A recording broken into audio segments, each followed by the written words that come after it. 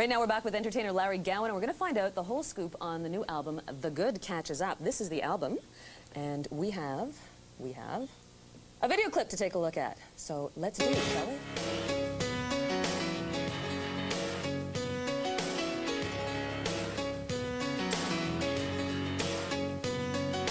Dandelion, keep on growing.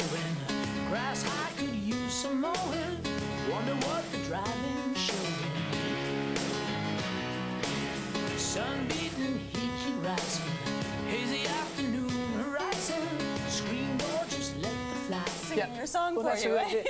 That's the neat thing in that video is we had the guy and girl in it are mouthing the words through the whole thing, which is what happens at a lot of our concerts. I'll be there in a minute. I keep doing a lot of mouthing. Yeah, they do it. That must be an amazing thing to be at a concert, looking out at a sea of people, and having them singing your song. You know what's great now is that you know, some of the songs are 10 years old now. Criminal Minds, say, or Moonlight Desires is like 8 years old, and when I'm up there singing it, you know, I never have to like reach to remember the lyrics because I just look at the front row and I say, ah, there you go. Is it the same people that are your fans now as were when, you know, 10 years ago? A lot of them are, but we found a whole new group of people that started liking our music, really starting with the last album, with what I call the Larry album. And the one where you gained another name? That's right. Is that the way? Yeah. Another name or two, and just made it incredibly confusing for everyone. It's because a lot of people have said to me that that was the first record of mine that they'd ever bought, or where they came to our music, but a number of people have great stories about how many concerts they've been to over the last 10 years. You know, this is the 40th time I've seen you, or I haven't seen you in 9 years, and now this is the first time I've come to see you again. So, yeah. You had an interesting story about a woman who came to talk to you backstage. Last week in Ottawa, I had a great, you know, you often get messages sent backstage before the show, and sometimes you get a chance to look at them, sometimes you don't. And on this night, I looked at this one message from a couple that said, we saw you 10 years ago playing at the University of Guelph. And I was pregnant at the time, and my husband and I were still together. And anyway, we saw your show while I was pregnant.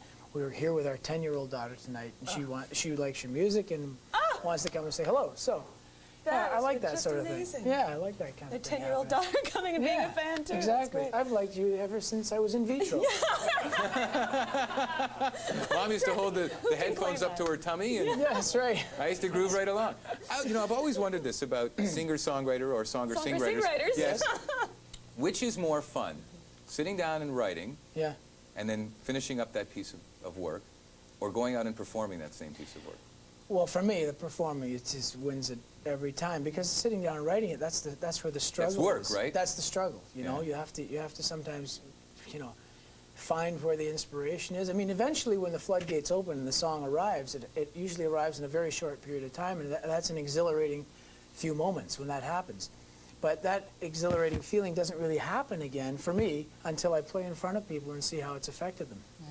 So that's the thrill. That's the payoff. The payoff. And it's still a payoff after all these years. It's even more so now, because you know I've managed to.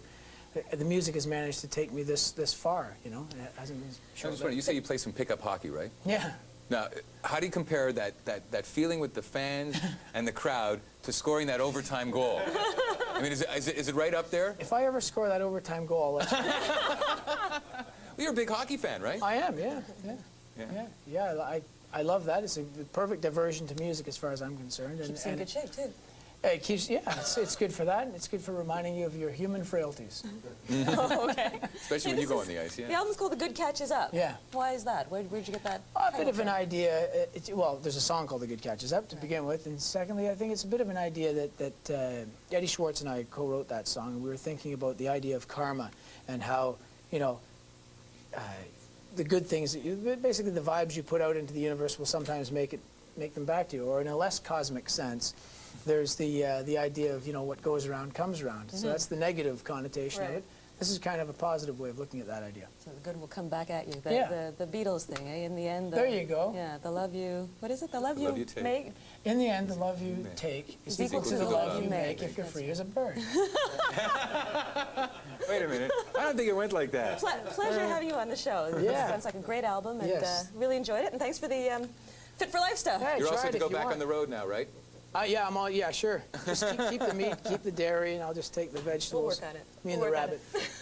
We're also going to get you to sing something later on, right? Yeah, Looking good. forward to that. Yeah. Good. We'll be back then. And before we go right now, we're going to go and check in with Sarah and John and see how they're doing with Holly Ann. What are they working on now? Hark. There they are. Well, Forming Laura. Take it away, Lawrence. Lorenzo.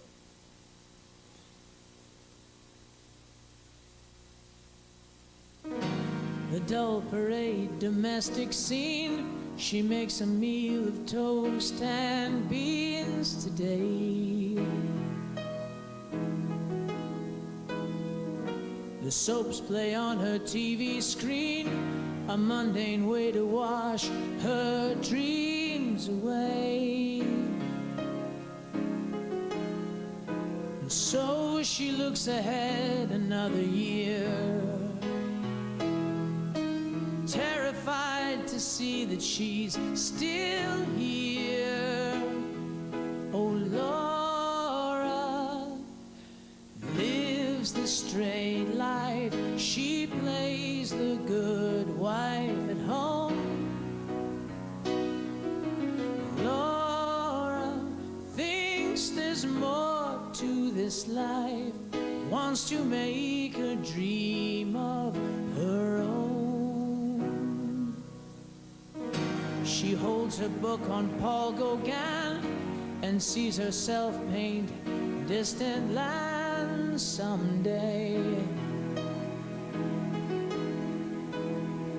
She wonders how the day would look if this dreary veil was torn away.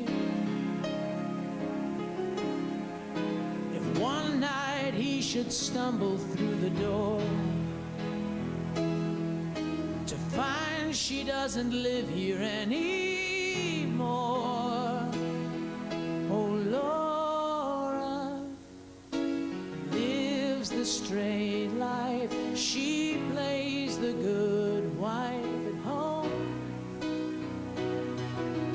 Laura thinks there's more to this life, wants to make a dream of her own. In some warm, exotic place, she'll dance naked to the waist, paint reclining dark-skinned men, seduce them now and then. Oh, Laura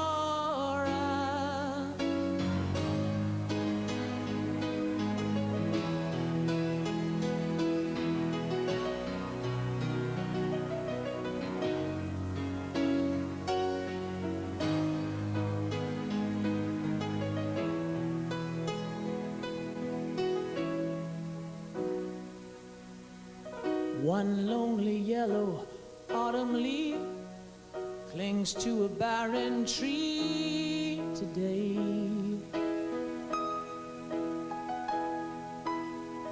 She racks the dishes up to dry, and through the window sees it fly away.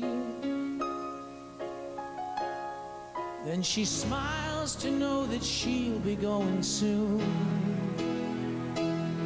But today her only trip's the laundry room, 'cause Laura lives the straight life. She plays the good wife at home.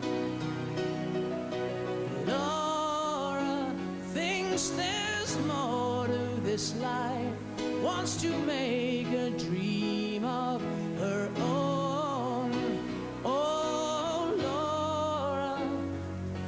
There's more to this life, wants to make a dream of her own.